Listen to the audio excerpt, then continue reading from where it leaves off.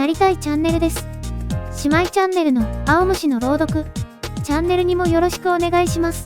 魔王学院の不適合者。第3章、勇者学院編。第105話、それぞれの思い。第106話、2000年前の誓い。朗読を始めます。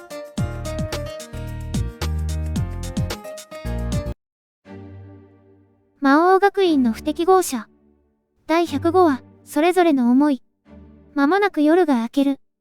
それが開戦の合図となるだろう。皆の様子を見て回ろうと、俺は階段へ赴く。すると、かすかに話し声が聞こえてきた。最上階からだ。俺は階段を上がっていった。今日、ちょっとミッドヘイズを見て回ったんです。どうだった？半分の魔剣の前でレイとミサが話していた。他には誰もいない様子だ。なんだか本当にいつも通りで、もうすぐ、戦争が始まるなんて信じられませんでした。そんなものだと思うよ。レイはいつもの笑顔を崩さず、そう言った。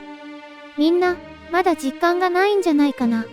本当に戦争が起きるなんて信じられなくて、戦火が広がって、自分がそれに巻き込まれて、ようやく気がつくんだと思う。ミサの目はぼんやりと半分の魔剣を見つめていた。気がついた頃には、きっと何もかも手遅れなんだろうけどね。レイは静かに拳を握る。ディルヘイドの魔コウはほとんどがボス、ディルエビアの元へ集ったみたいですね。暴虐の魔王が先陣を切ったのに、自分の城でただ待っているわけにはいかないんだろうね。それが、魔族の戦い方だ。国を治める魔コウが自ら戦場に赴く。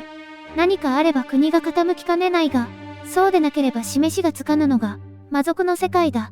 有事の時に城に引きこもっている支配者に、誰がどうしてついていくというのか。平和になったとはいえ、変わらぬものもある。大丈夫だよ。アノスも言っていただろう。僕は誰も殺すつもりはない。すると、ミサは目を丸くした。君のお父さんが、そこにいるかもしれないからね。あ、恥じるようにミサが顔を背ける。ごめんなさい。どうして？だって、レイさんは、一人でディルヘイド軍の大部隊を、その憂いを吹き飛ばすように爽やかに彼は笑った。今から戦争を止めに行くっていうのに、僕は少しも緊張していないみたいだ。そう、なんですか？僕は2000年前の大戦を経験したんだと思う。だから、僕の体は、僕の根源は、知ってるんじゃないかな。これぐらい、大したことはないって。いつものようにひょうひょうと、変わらぬ調子でレイは言う。帰ってくるよ。必ず、君のもとに。ミサの視線がレイの瞳にすっと吸い込まれていく。二人の体がゆっくりと近づいていき、彼女は目を閉じた。レイはミサの首に腕を回した。それから、首飾りの貝を手にする。レイさん？もらっていい？ミサの顔が真っ赤に染まる。一つ貝の首飾りは、二つに分かれるようになっている。そして送った一つ貝の首飾りを、二つに分け、その片方を自分が身につけることで、求婚する意味があるのだ。勇者学院の授業でも習ったことである。きっと、お守りになるから。コクリ、と彼女はうなずく。二つに分けられた首飾りを、レイは自らの首に下げた。いつだったか、君は言ったよね。思い出すようにレイは言った。いつかなんて、待てない。今救いたいんだって。今、一人でも多く、苦しんでいる人を助けたいって思えないなら、いつかが来たって、きっと命なんてかけられないって。ほんの少し恥ずかしげな様子で、ミサはうなずく。あの時に、僕は君のことが好きになった。君があまりに、眩しかったから。爽やかにレイは笑う。ただ剣を振っていられる毎日なら、それでいいと思っていたんだよね。だけど、僕はいろんなことに流されるばかりで、優しくもなければ、強くもなかった。ミサは首を左右に振った。レイさんは自分のことを知らないんです。あなたは、誰よりも優しくて、強い人です。いつも自然体で、誰にでも分け隔てなく接することのできる人です。そうかな？そうですよ。だから、私は、一瞬うつむき、ミサはキュッと唇を噛む。それから、顔を上げていった。だから、レイさんのことが大好きになりました。ほんの少し、目を丸くした後レイは微笑む。ありがとう。ふむ。戦地へ赴く覚悟はできているようだな。俺はキビスを返し、階段を降りていく。すると、反対側からミーシャとサーシャがやってきた。上は取り込み中のようだ。用があるなら、もうしばらくしてからにするといい。ミーシャはふるふると首を左右に振った。アノスを探してた。何かあったか？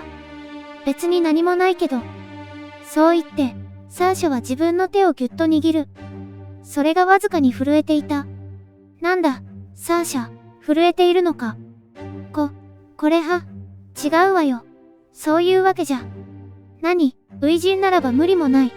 かくいう俺と手相だったぞ。言いながら、俺は階段を降りていく。ミーシャとサーシャは後ろに続いた。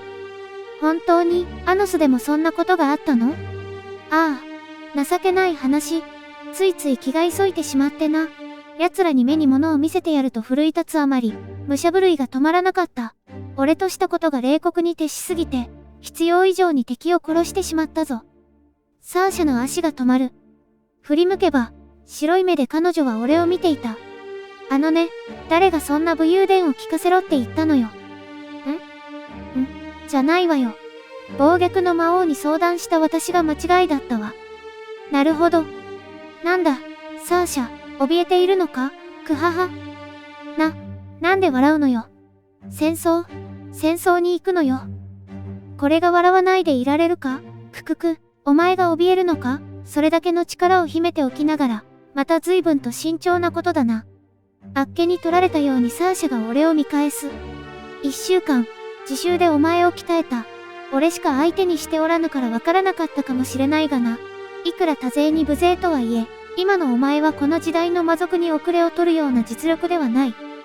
ディノジクセスにより増幅されたサーシャの魔力をすべて引き出すように、とことん鍛えた。破滅の魔眼を制御できるようになった今のサーシャは、そんじょそこらの魔族なら、人睨みで勝敗を決するだろう。それにお前は一人ではあるまい。同等の力を持つ者がそばにいるのだからな。サーシャはミーシャの方を見る。コクリと彼女はうなずいた。安心して。サーシャは死なせない。サーシャは気恥ずかしそうにうつむいた。自分だけおじきづいていると思ったのだろう。手を貸すがいい。ちょっと。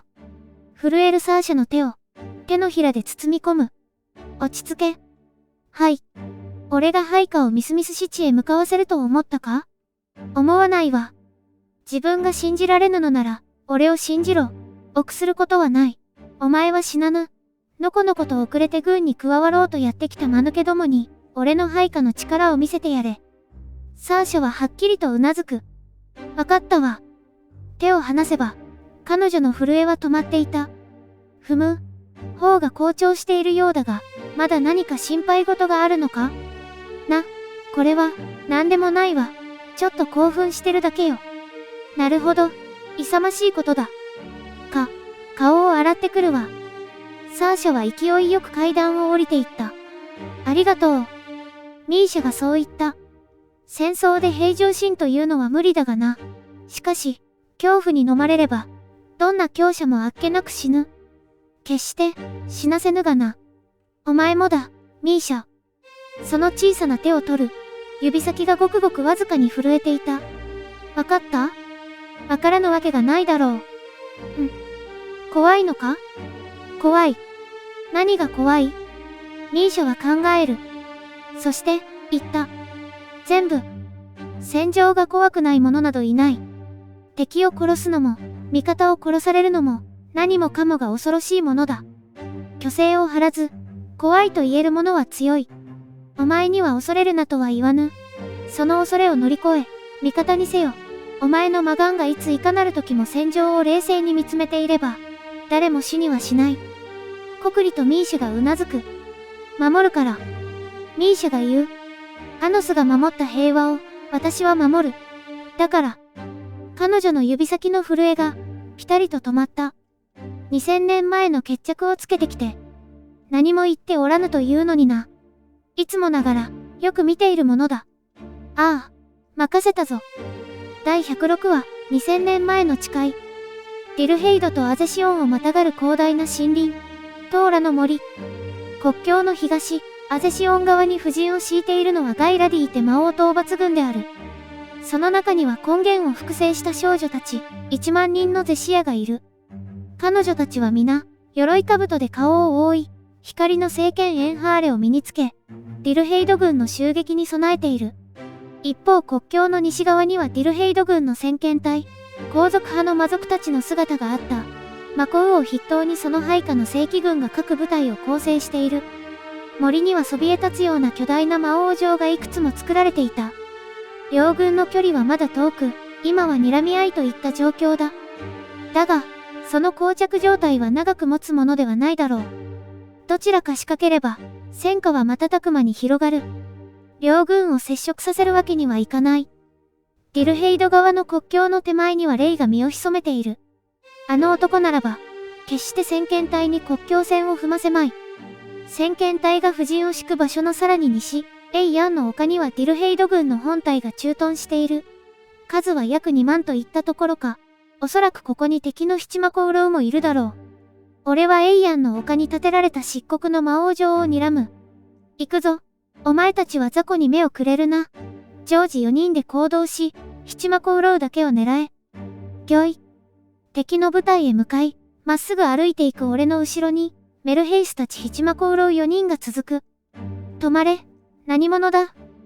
アゼシオン側からやってきた俺たちに魔族の兵たちが魔剣を構える。待て、あれはメルヘイス様じゃないか？アイビス様と、ガイオス様、イトル様も。これで七魔コウロウ全員が、この戦いに参戦するってことなのか。魔族の兵たちは表情を明るくし、剣を収めた。戦場にいるというのに、甘いことだ。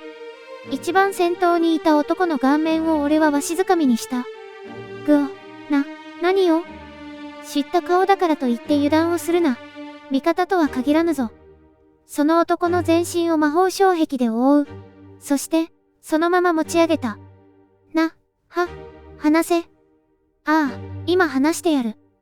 軽々とその男を持ち上げ、ディルヘイド軍の兵が密集したその場所へ向かい、勢いよく投げつけた。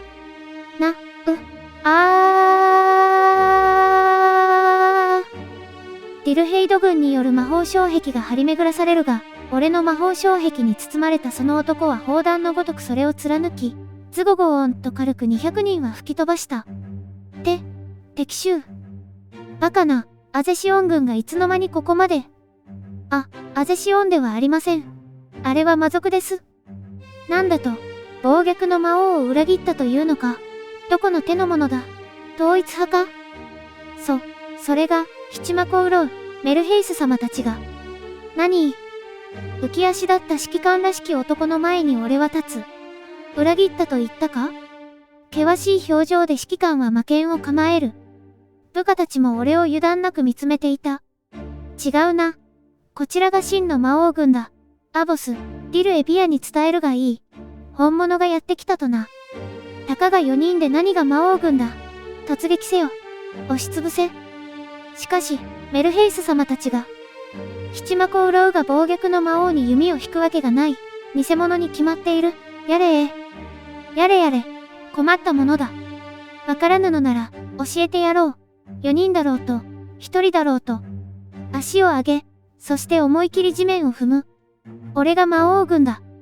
とガガガガガガガガガガガガッと大地が振動し、兵士たちは皆体を激しく揺さぶられる。この2000年間、ディルヘイドを襲ったことがないであろう未曾有の大地震を前に、彼らは次々とその場に転倒していく。なんだこれは。ギャー。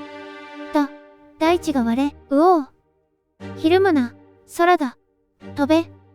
兵士たちは一斉に、フレス、で空へ逃れる。しかし、すぐに彼らは失速し、地面に墜落しては体を叩きつけられた。飛べな、なんだ、魔力場が乱れて、くそ、一体、何がどうなって？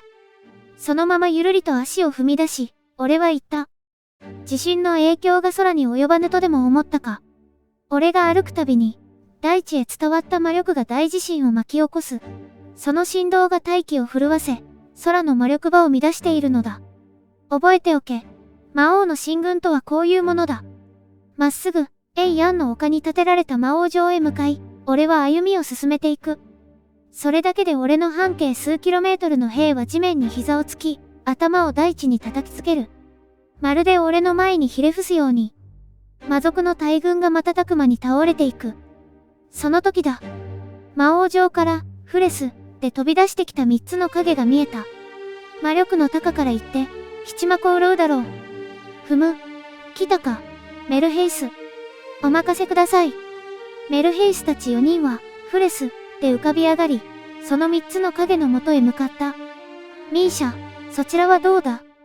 リークスを通して、彼女の声が聞こえてくる。順調。ガイズの魔法戦を通じて、彼女の視界を共有する。目の前には砂漠が広がっていた。そこへディルヘイド軍に加わろうという魔族の集団が向かってきているのだが、次々とミーシャがアイビスで作った竜舎に飲み込まれていく。魔法を使おうにも、そこは身を隠す場所もない一面の砂漠だ。サーシャの破滅の魔眼に一望され、思うように術式を組み立てられぬ様子である。破滅の魔眼は魔力の消耗が大きい。今のサーシャでは、それを長時間維持することはできないが、彼女は器用にも展開される魔法陣の術式の一部にだけ魔眼の効力を及ぼしている。構成中の術式の一部を破壊されると、そこだけを修復するのは難しく、魔法陣はおのずと瓦解する。手だれれの術者であれば、立て直すことも可能だが、俺が睨んだ通り、後から集まってきた者たちは人数こそ多いが、実力には欠けるようだ。それでも、数万規模の兵だ。数で押されれば、次第に交代を余儀なくされるだろう。どこまで持ちこたえられるかは、二人の力と戦い方次第だ。サーシャ、勇者の中、魔法術式を確認、アイビス。障害物を作って、破滅の魔眼を避けるつもりね。そうはいかないわ。サーシャが、破滅の魔眼をミーシャが指さした方向へ向け、魔法術式を破壊する。障害物があろうと魔力さえまみえれば効果が働くが、破滅の魔眼を発動しながら、深淵を除くのは難しい。もとよりサーシャはそこまで魔力を見るのは得意ではない。しかし、それをミーシャが補うことにより、視覚をなくしているのだ。指揮系統がはっきりとしない魔族たちは、戦況がつかめない様子で、そのほとんどが混乱している。次々とミーシャが作ったアイビスの罠に引っかかり、思うように前に進めない様子だった。ふむ、こんなところか。自分の視界に目を移せば、周囲にはひれ伏した魔族の兵がガタガタと震え、頭をしだれている。まだまだ自力で立っている魔族は残っているが、彼らの足はすくんでいた。これが戦争でなければ、立ち向かって来られる実力者はそれなりにいただろう。だが、この2000年間、ディルヘイドは平和だった。初めての実戦で、味方がバタバタと倒れていく光景を見れば、おじけづくのも無理はない話だ。自分より強者がなすすべもなく倒れたのかもしれぬ。そう思ってしまえば、体は動かない。恐怖に飲まれれば、どんな強者と手あっけなく死ぬのだ。ミーシャに語った通りのことが、今目の前で起きていた。七魔コウロウをメルヘイスたちが抑えていなければ、こうはいかなかっただろうがな。俺は自らの姿を見せつけるように、フレス、でゆっくりと飛んで、丘の上に立つ魔王城の前に降り立った。いつまで引きこもっているつもりだ？出てこい、アボス、ディルエビア。魔法陣を一問描き、そこに魔力を込める。漆黒の太陽が魔法陣から出現した瞬間、ギー、と音を立て、魔王城の扉が開いた。俺はその奥を覗く。神々しい光が、俺の半魔法を破り、体を突き刺す。霊人人剣エヴァンスマナが、そこにあるのは間違いない。ふむ。入ってこいということか。躊躇なく、俺は魔王城の入り口へ歩を進ませる。アノス様。ミサから、リークス、が届いた。どうした？レイさんとの、リークス、が途絶えました。何？魔眼を働かせ、確認する。ふむ、ガイズ、の魔法線が切られたようだな。つい先ほどまでは、レイの視界も共有できていた。俺が魔王城の扉の奥に意識を集中したその刹那の間に、レイの身に何かが起きたのだろう。とはいえ、あの男は魔法が得意ではない。魔法線をつなげることができないからといって、そうやすやすとやられるとは思えないが、アノス様、七魔功労の3人を捕らえました。メルヘイスからだ。妙だな。思った以上に早い。融合していた敵の根源はどうなった？それが、どうも体を捨てて逃げたようでございます。逃げた？このタイミングで、七魔功労の体を捨てる理由があるか？それがなくては、浮き足だった軍を立て直すこともできまい。アノス様、先遣隊が、国境を越えようとしています。レイ君の姿は、まだ確認できません。ファンユニオンからの、リークス、だ。国境の方は我らが何とかしよう。我が君はアボス、ディルエビアを。アイビスが言う。俺は魔王城の奥へもう一度視線を向ける。レイがやすやすとやられるとは思えぬ。あの男ならば、多少は追い込まれたところで、すぐにやり返すだろう。この戦争で一番の脅威は、霊人人剣を持つアボス、ディルエビアだ。そして、間違いなくその剣はこの魔王城の中にある。奴から目を離すわけにはいかぬ。となれば、国境はレイを信じ、メルヘイスたちを向かわせるのが最善か。だが、胸騒ぎがする。妙な違和感を覚えていた。敵の狙いは何だ？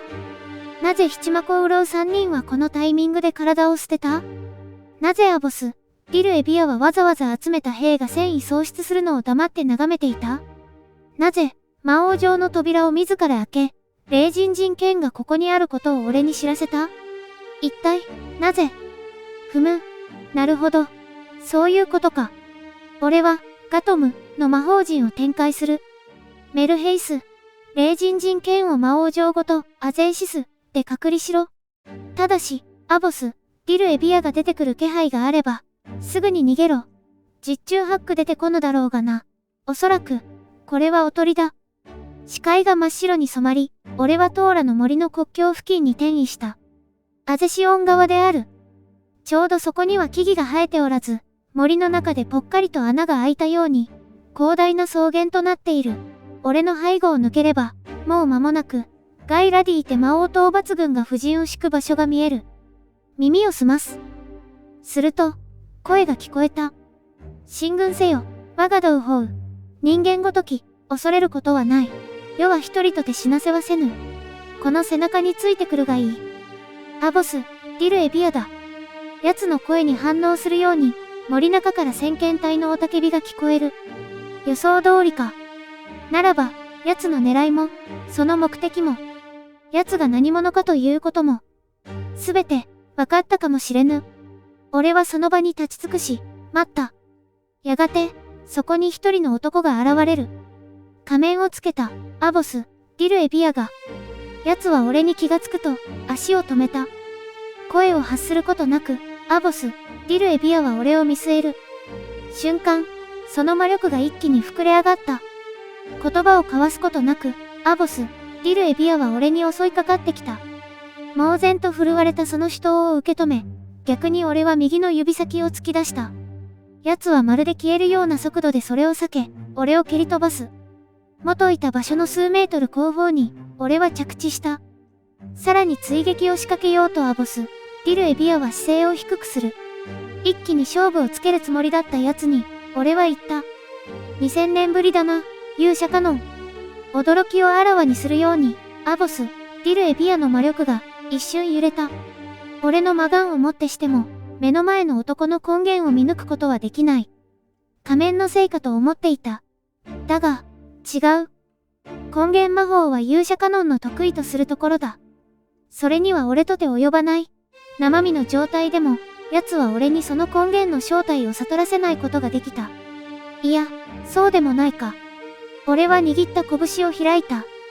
手のひらにあるのは、一つ貝の首飾り。その片割れである。アボス、ディルエビアが身につけていたものを、先の衝突の際に奪ったのだ。レイ、どうやらお前はすでに誓いを果たしに来ていたようだな。次回は、魔王学院の不適合者、第107話、伝説の勇者、第108話、勇者、対、魔王、高評価、チャンネル登録、お願いします。応援コメント励みになります。ありがとうございます。